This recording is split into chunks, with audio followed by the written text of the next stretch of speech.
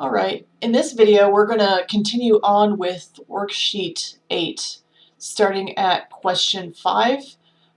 Make sure you look at part 1 if you want to see how to do questions 1 through 4, but I actually had to start in a new version of this, so I don't have that code typed in. So if you need to look back at that, look back at the part 1 video. This is part 2 where we're going to cover questions 5, 6, 7, and 8. So we should be kind of pretty comfortable now with using while loops. And the next part we're going to do is focusing mostly on do-while loops. And if you remember from part 1, the big difference between a while loop and a do-while loop is that do-while loops run at least one time, because we're not going to check the condition to see if it's still true or not until the end of the loop. So let's start with this one. So declare a Boolean variable and set it to false. So we're just going to say bool, my bool is equal to false. Let me close this. It's a little distracting. Okay. Use your Boolean variables as a conditional in the do-while loop. Change the question 5 text object inside the loop to tell me the minimum amount of times a do-while loop will run. So even though this is false,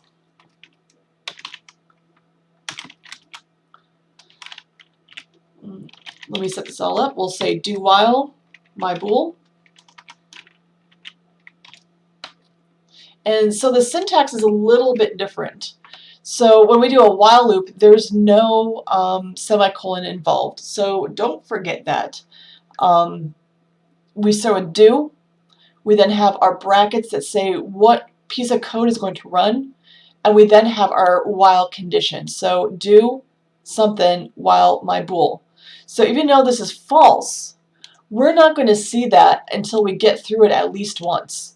So that means our answer to this is what's the minimum amount of times a do-while will run? Question 5 text dot text is equal to a do-while runs at least once. The big difference again is a while loop might never run at all because we're going to check the condition first, but a do-while always runs at least one time. So, you know, depending on if you want to use a do-while or while loop, you have to kind of keep that in mind. If you have logic errors in your program where you're getting unexpected results and you're using while or do-while loops, it's possible you're not going through it the correct number of times. So that would be something to take a look at. And that should be it for question 5. We can always jump over to Unity and check it out just to make sure we did this correct.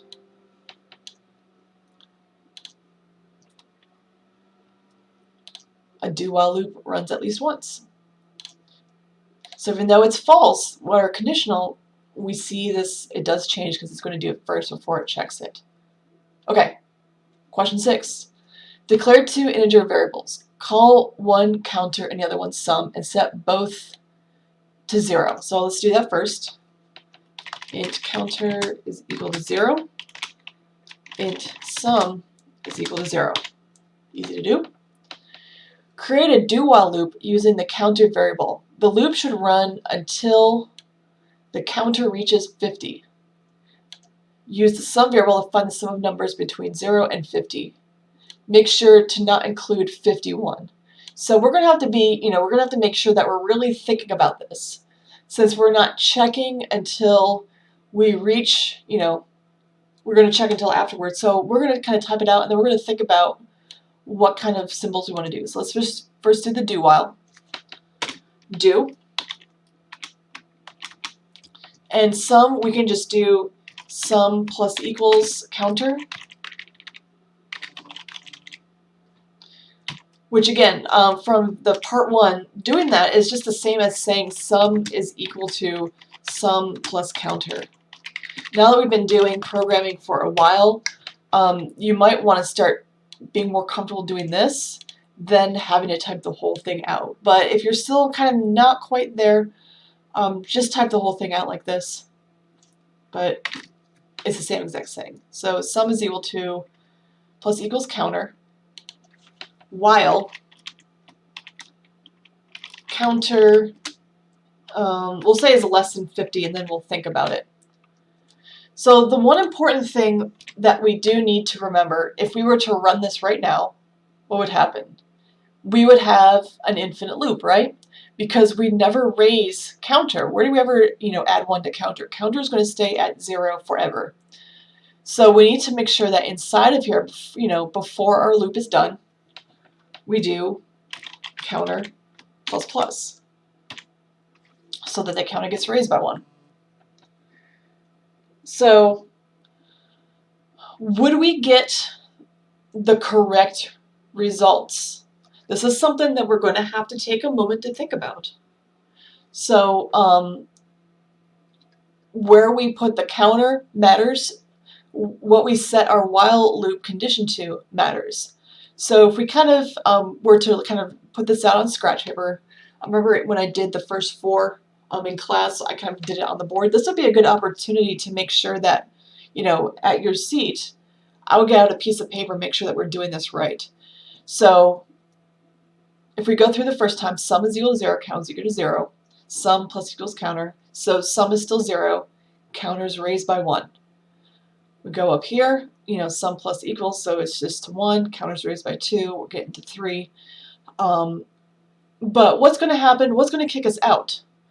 And if we kind of, we don't have to do all 50, but if you wanted to make it smaller, we could always go through and go up to like all the numbers between 0 and 5. Just to make sure, that would be an easy way to kind of work our way through to see if we're actually getting the 5. Because what's going to happen? We'll have counters equal to 4. So sum plus equals counter, we'll add that. Counter gets raised to 5.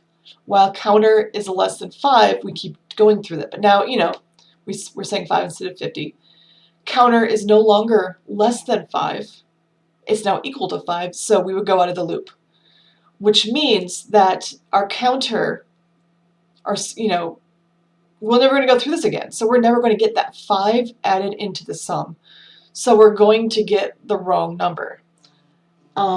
We could possibly move counter plus plus before. I think in this situation we would technically get the right results, but that's only because of how things are set up. Because 0 plus 0 is 0. So do counter plus plus. So counter gets raised to 1. Sum plus equals counter is equal to 1. We then check. We go through. Counter is now equal to 2. Plus 2. We'll eventually, get it raised to 5. We'll add it to it, and then we'll stop. We would technically get the right results with this, but we would have to be careful. Raising the counter first before adding to it. What if the directions had you start the counter at a different number? And you were supposed to kind of, what if the counter had to start at 1 rather than 0, and we had to get 1 through 5? We would never capture this being added, equal to 1 and added into the sum. So while we could solve the problem this way, since 0 added to 0 doesn't make a difference, it's possible you might run into situations that might not be that might not work. Again, for this one, it would possibly work, so we could leave it like that. Another way we could approach this is by changing down here what we're actually checking for. Rather than counter is less than 5, we're saying 5 for now, we could say counter is less than or equal to. So we'll at least get it, we'll add that 5 in. This will get raised to 6, and then we'll break out of the loop. And, if you took your scratch paper and you did it, 0 through less than or equal to 5, you would see that you were then getting the right results, so that we could, actually put it to 50, and we should be good to go. So that is the one tricky thing some students have with do while loops, is if you're supposed to go to a specific number, like you need to start at a specific number and end on a specific number, you have to be very careful with where you're raising your counter and what you're actually checking for, like the conditional. So keep that in mind as you're working with do while loops. Let's make sure that we change the question 6 text dot text, and we are outside of our do while. The sum is plus sum. And we should be good to go. I mean, I guess you could technically change it inside of the while loop, but you know, it's not going to give you the wrong answer, but we only really want to write to it once. This is better than writing to it constantly. So let's save it and check it.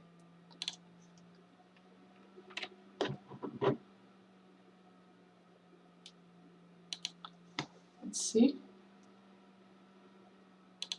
The sum is 1275, and that looks about right. We could always Google the result if you're uncertain. You want to make sure that you are getting that last number correct, but that looks about right to me. Okay, so let's go on to question 7. Declare two integer variables, call one counter and the other product. Set the counter equal to 6 and the product equal to 1. So let's do that. Int counter is equal to 6. Int product is equal to 1. Create a do while loop using the counter variable. The loop should run until the counter decrements to 0. Use the product variable to find the product of all the numbers between 6 and 0. Do not include 0 in the calculations, because remember, we encountered this in question 4, was it? No, 3. What happens when you multiply a number by 0? You get 0. So we're not going to get the product of all the numbers if we do accidentally do that. So we got to be, again, thoughtful about where we're decrementing our counter and where we are doing our, product and what we're checking for. So let's just kind of write out that do while loop first. Do, oops, let's try again. Product times equal counter. And again, that's just the same as saying product is equal to product times counter. While counter is what? Is greater than 0? Let's say that. Let's take a look and we'll figure that out. So let's also make sure that we're decrementing our counter because we don't want to get stuck in that infinite loop. So we'll say counter minus minus. And let's, this isn't a high number, so we can kind of do this in our head, or if you want to do it on paper, just to make sure we're going to get the right results. So counter is 6, product is 1. Product times counter is 6. This goes down by 1, so we're at 5. It goes through, 6 times 5 is 30, we go down to 4. 30 times 4 is 120, and we go down to 3. 3 times 120 is 360. We go down to 2. We're still good to go. 360 times 2 is, I believe it's 720. We go down to 1. 1's still good. 720 times 1 is 1. We go down to 0. And we stop. We're out of the loop. So we don't actually have to worry about it ever multiplying 0 into here, because we are saying, well, it's greater than, not greater than or equal to. A lot of times when you're doing your do while, you're going to end up, it's either going to be greater than, less than or equal to, or greater than, depending on if you want to include that final number or not. The big takeaway with the do while loops is you have to be very conscious about what you're doing with your last number. Are you trying to actually include it or not? And that's going to determine what this sign is right here. Okay, so let's change our question 7 text. Question 7 text.text is equal to the product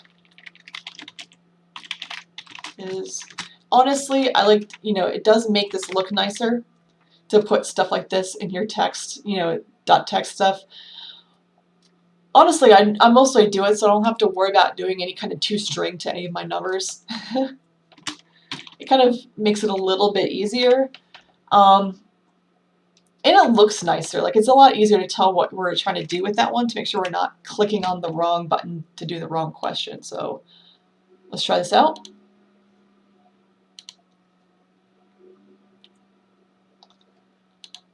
The product is $720. Oh, that's correct. Okay. And that should be it for question 7. Not too bad. Most of these were just kind of taking the first couple from, the start of it and doing do while loops rather than while loops, just for some practice. So let's do question 8. And this one, notice the big, bold, all in caps last thing. Be careful about creating infinite loops, because this one, usually the last question on the worksheets is meant to be a little bit trickier. So let's take a look at it and see what this is all about. Use either while or do while loops for this question. I might just stick with while loops. I'm more comfortable using while loops. I usually tend to use while loops. If you want to use a do while loop, that's fine. Just be very careful with what you're doing. So declare 3 integer variables, first loop, second loop, and counter, and set all 3 equal to 0. So we can do that. Int first loop is equal to 0. Int second loop is equal to 0. Int counter is equal to 0. Create 2 nested while loops. And this is also where you could use a do while loop if you wanted to, but we're going to just stick with the while loops. Set the first loop to run until the first loop increments and includes 10.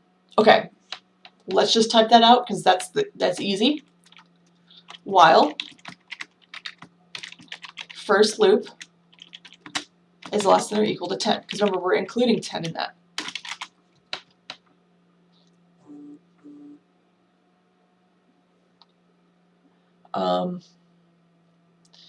Let's see here. Set the second loop inside the first one to increment and include 10. So while second loop is less than or equal to 10.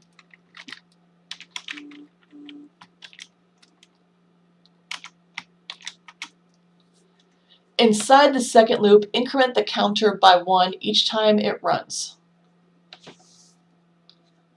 Counter plus plus. After you exit the second loop, reset the second loop back to 0.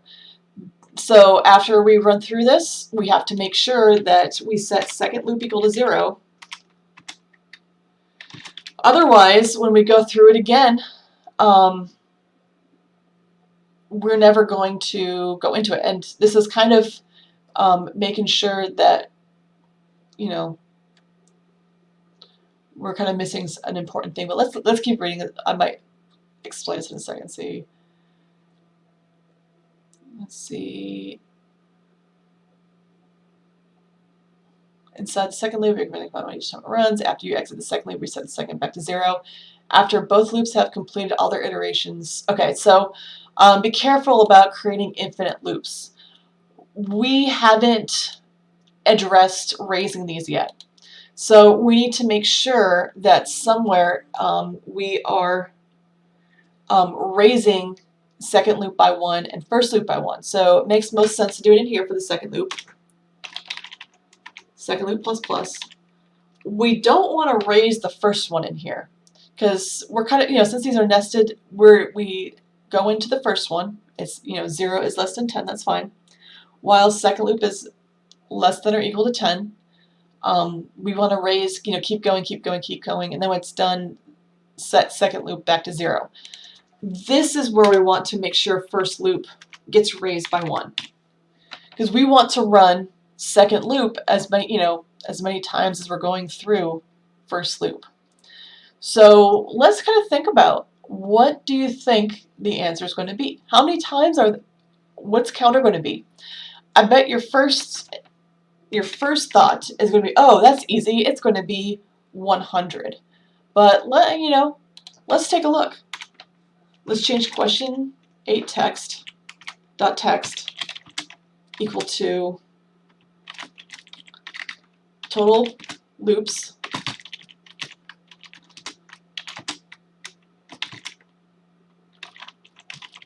And I'm making sure to do this outside of this last while loop. Let's see what happens. You might, yeah, like I said, you might initially think, oh, that's easy. 10 times 10 is 100.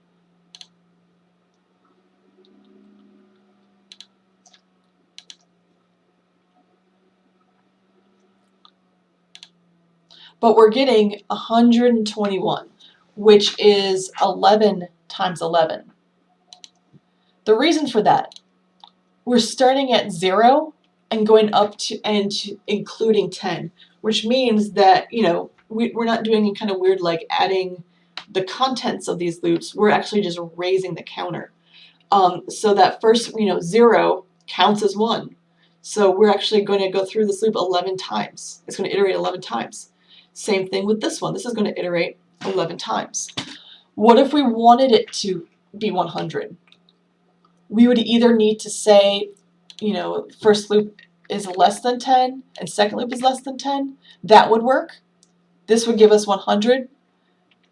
You know, notice I don't specify it's supposed to be 100. We're just kind of talking a little bit about that. But if we did want to go through, you know, 100, we could do it this way.